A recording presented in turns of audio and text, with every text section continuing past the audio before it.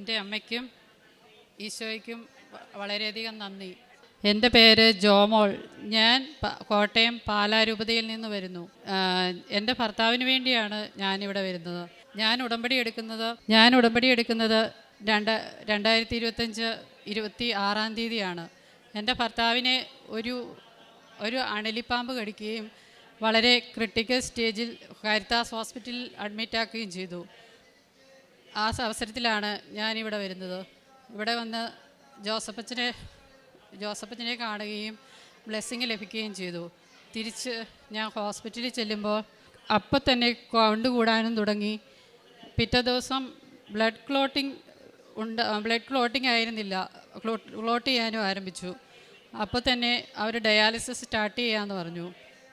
പിന്നെ ഞങ്ങൾ ഉടമ്പടിയിൽ ലഭിച്ച തൈലം കൊണ്ട് വയറിലും കടിച്ച കാലിലും ആയിട്ട് പുരട്ടി വിശ്വാസപ്രമാണം ചൊല്ലി പ്രാർത്ഥിക്കുമായിരുന്നു.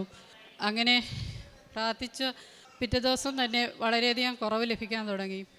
20 ദിവസം 1 മാസം കൊണ്ട് ഡയാലിസിസ് ചെയ്യണമെന്ന് പറഞ്ഞ സമയത്ത് 20 ദിവസം കൊണ്ട് ഞങ്ങൾക്ക് വളരെയധികം കുറഞ്ഞ് വീട്ടിൽ തിരിച്ചെത്താൻ സാധിച്ചു.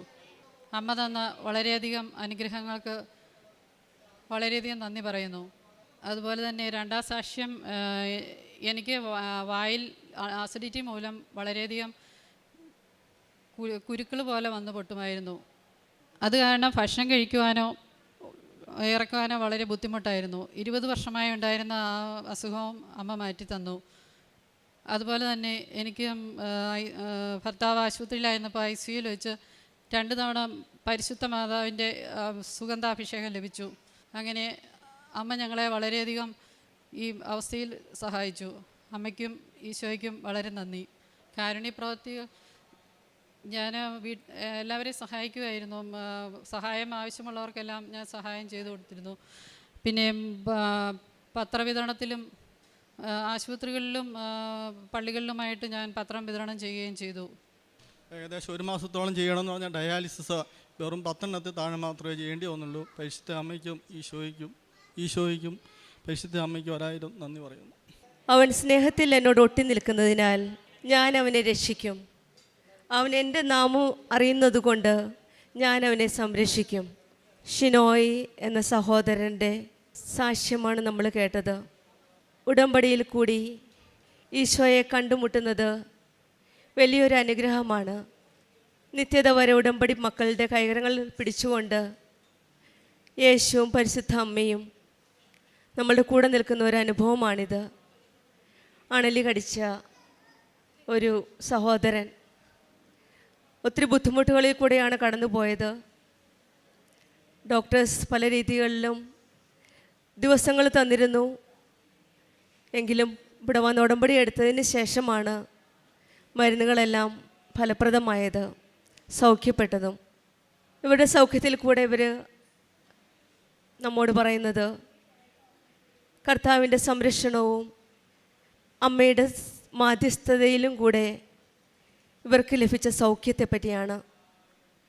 എല്ലാ മെറിറ്റും പോയപ്പോൾ പരിശുദ്ധമ്മ കൂടെ നിന്ന് അമ്മയുടെ മാധ്യസ്ഥം വഴി ലഭിച്ച അനുഭവമാണ് ഇവരുടെ ഈ സൗഖ്യം.